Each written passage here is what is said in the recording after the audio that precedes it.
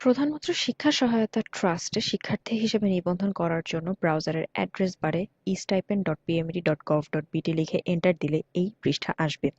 এখানে নিবন্ধন ট্যাবের নিচে যে তথ্যগুলো চাওয়া হয়েছে সেগুলো দিয়ে প্রদান করে I am not a robot ক্যাপচাতে ক্লিক করে নিবন্ধন বাটনে ক্লিক করলে রেজিস্ট্রেশন হয়ে যাবে। এই জন্য এখানে প্রতিষ্ঠানের অধিভুক্তি, শিক্ষাবর্ষ, স্নাতকের registration number, HSC registration number, HSC roll number এবং মোবাইল নম্বর প্রদান করে আই অ্যাম নট আ রোবটে ক্লিক করতে হবে।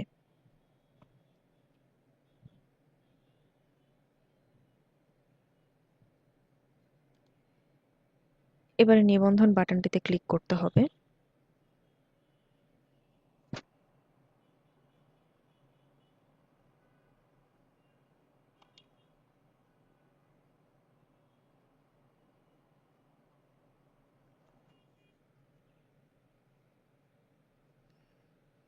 সফলভাবে রেজিস্ট্রেশন হয়ে গেলে উপরে ওখানে দেখা যাবে যে successfully added to the registration. এবারে পাসওয়ার্ড সেট করতে হবে। পাসওয়ার্ড সেট করার জন্য মনে রাখতে হবে পাসওয়ার্ড অবশ্যই কমপক্ষে 6 অক্ষরের হতে হবে।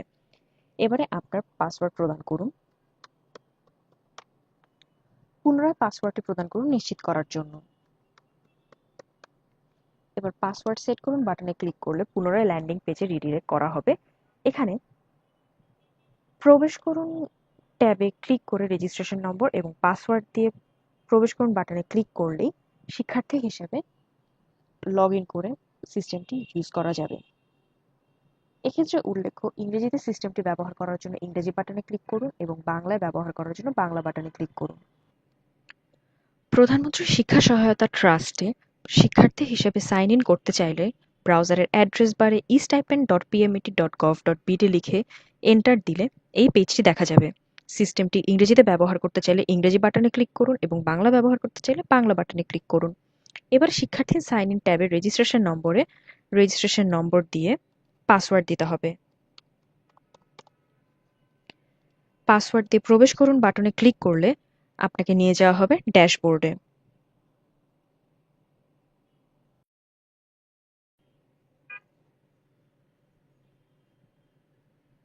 ড্যাশবোর্ডের নেভিগেশন প্যানেলে বাম দিকে দেখা যাবে ড্যাশবোর্ড, সাহায্য ডেস্ক, নীতি, যেখান থেকে বিভিন্ন বাটনে আমরা ক্লিক করে বিভিন্নভাবে আমরা সিস্টেমটি ইউজ করতে পারবো।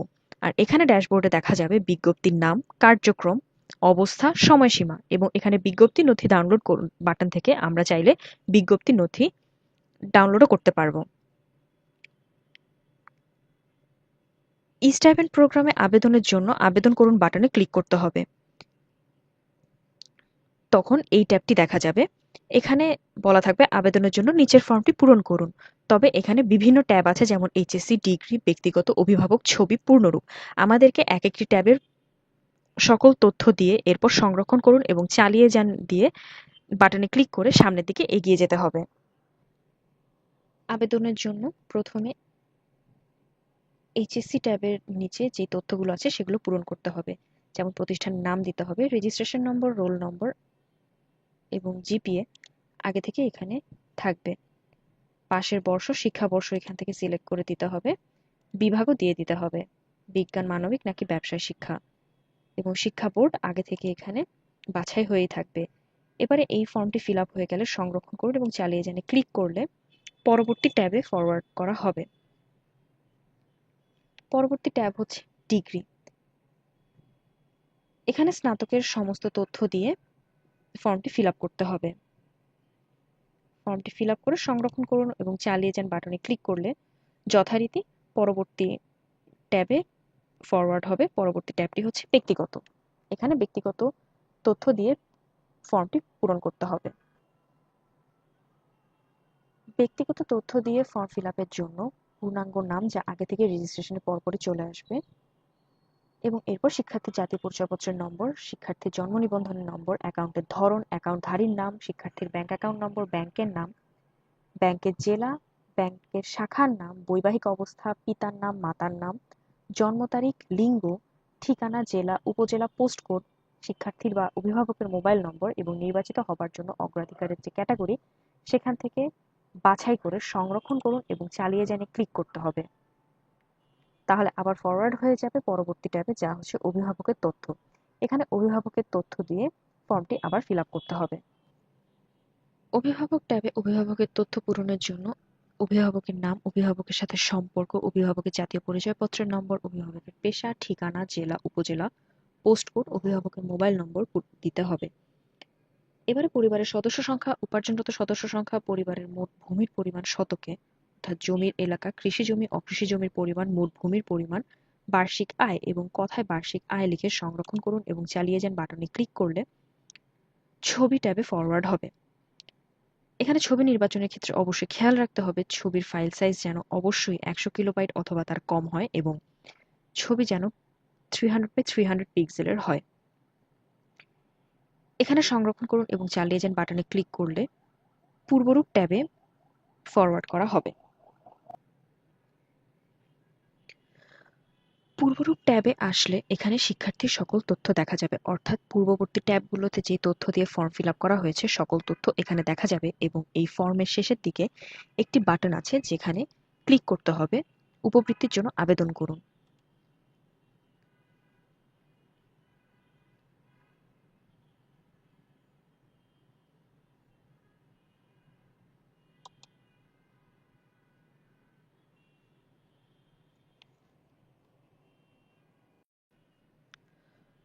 উপবৃত্তির জন্য আবেদন করুন বাটনে ক্লিক করলে এই ট্যাবটি পপ আপ হবে। একবার অ্যাপ্লিকেশন সাবমিট করে ফেললে কোনো ধরনের তথ্য পরিবর্তন করা যাবে না। সুতরাং অনুরোধ নিশ্চিত করার আগে যদি পুনরায় তথ্য পরিবর্তন করতে চান সেই ক্ষেত্রে না ক্লিক করতে হবে এবং পূর্ববর্তী তথ্যগুলো যেখানে পরিবর্তন করতে চান সেগুলো পরিবর্তন করে আসতে হবে।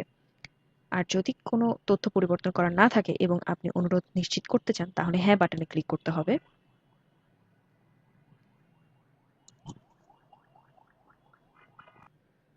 সফলভাবে আবেদন হয়ে গেলে শিক্ষার্থীকে পুনরায় ড্যাশবোর্ডে রিডাইরেক্ট করা হবে।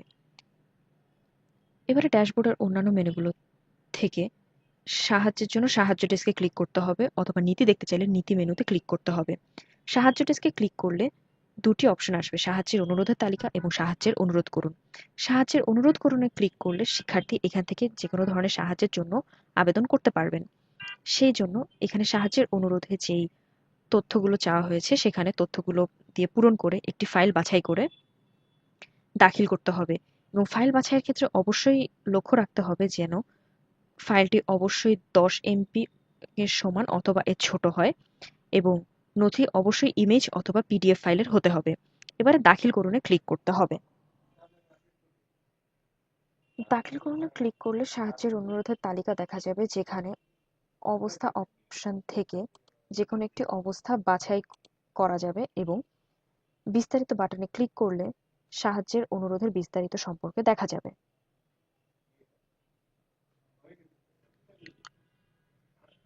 উপবৃত্তি প্রোগ্রামের জন্য নির্ধারিত নীতিমালা দেখতে হলে ড্যাশবোর্ডের নীতি মেনুতে ক্লিক করতে হবে। এখানে নীতির তালিকায় ক্লিক করলে যে বিজ্ঞপ্তি দেওয়া আছে সেই সংক্রান্ত নীতিমালা দেখা যাবে এবং সেখানে ডিটেইলস বাটনে ক্লিক করলে নীতির বিস্তারিত দেখা যাবে।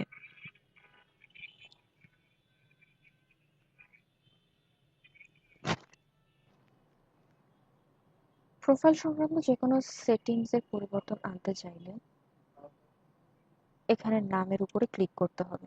তাহলে এখান থেকে প্রোফাইল অথবা মোবাইল নম্বর পরিবর্তন করুন, পাসওয়ার্ড পরিবর্তন করুন অথবা লগ আউট করা যাবে। প্রোফাইল বাটনে ক্লিক করলে এখানে শিক্ষার্থী তার প্রোফাইলের পূর্ণরূপ দেখতে পারবে এবং অ্যাপ্লিকেশন ডাউনলোড করুন বাটন থেকে চাইলে অ্যাপ্লিকেশনটি ডাউনলোড করতে পারবেন।